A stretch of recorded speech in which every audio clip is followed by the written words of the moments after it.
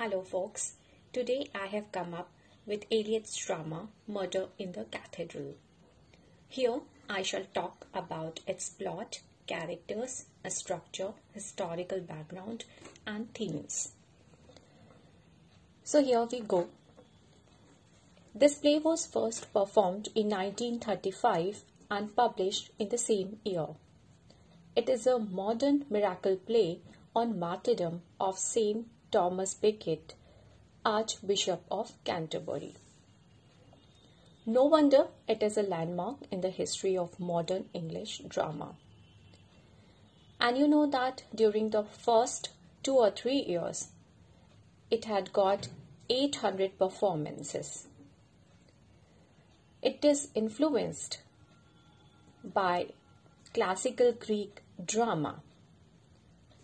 And here Eliot has reintroduced the ritual elements like purgation and renewal into the theatre found in Aristophanes and Greek drama.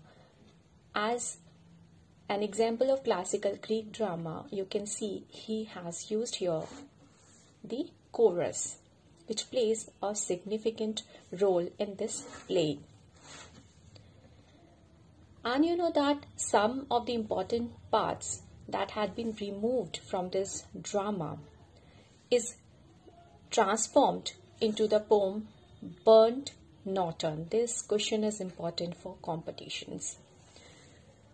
So, regarding the historical background, let me tell you that Thomas Becket, the Archbishop of Canterbury, between 1162 and 1170 was brutally murdered on the 29th December in his own cathedral church by 4 knights: Reginald Fisk, Urs, William D. Tracy, Hugh D. Morley, and Richard Brito, who claimed to have done the murder to fulfill the wish of the King Henry II. So it was only the wish of King Henry II out of frustration.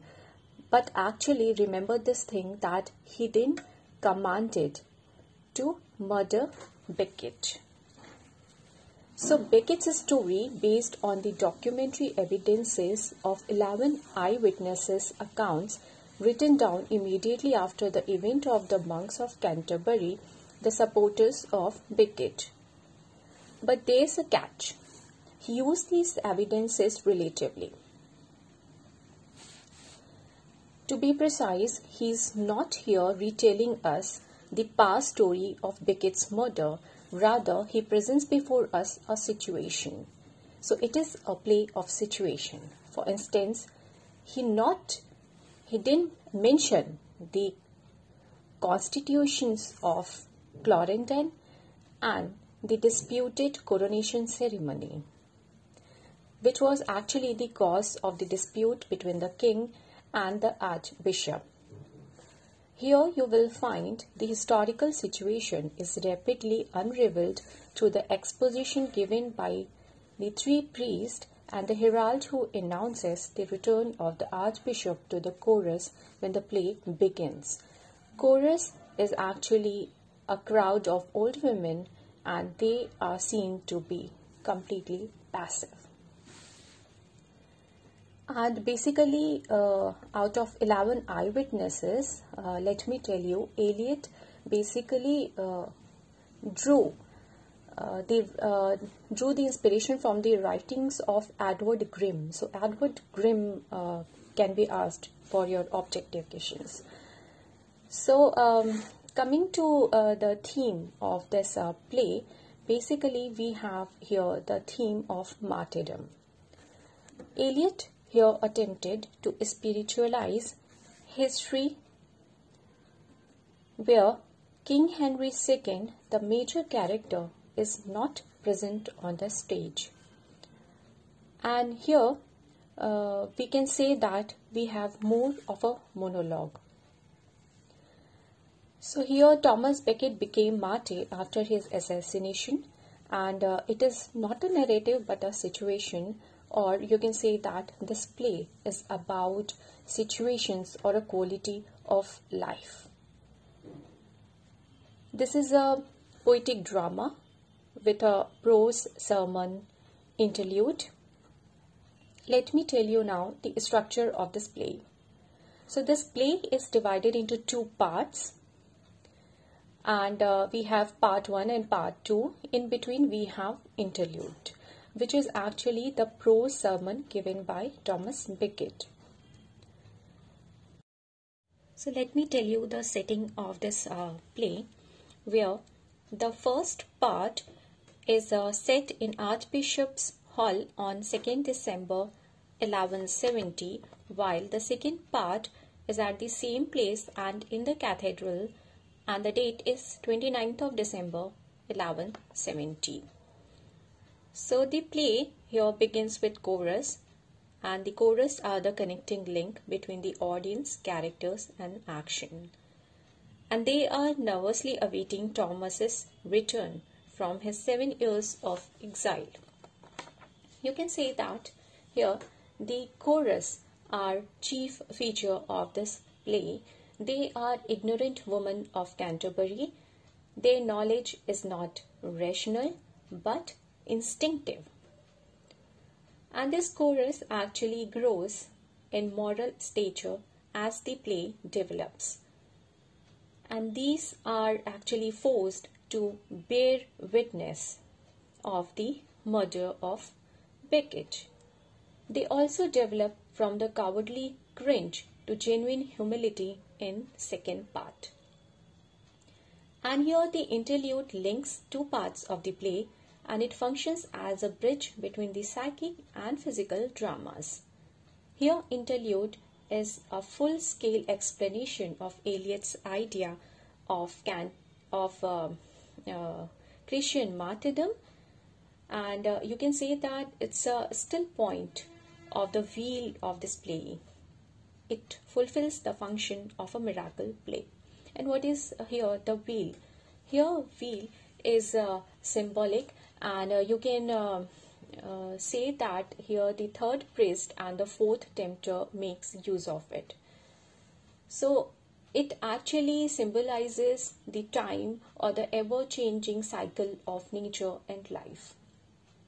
And in the center of this wheel is the God.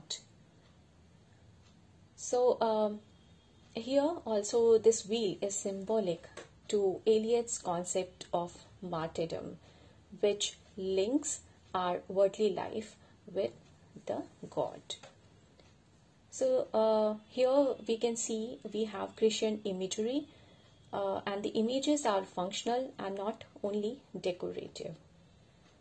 Also the four tempters are used as imagery, and they are quite in keeping with their character. Now these four tempters are parallel with the temptations of Christ.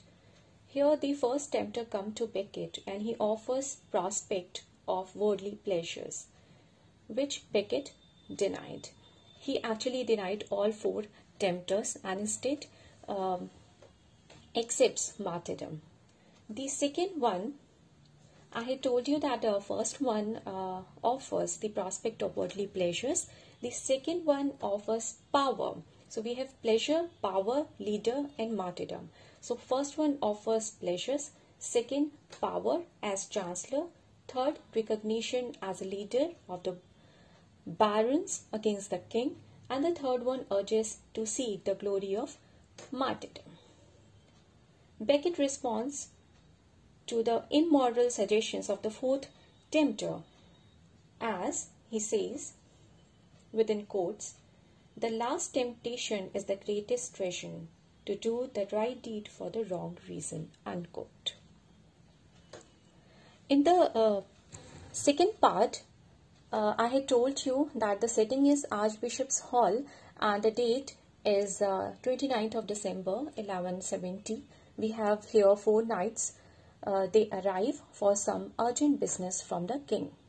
These knights had heard the king speak of his frustration with Becket and had interpreted that he has actually ordered to kill Becket.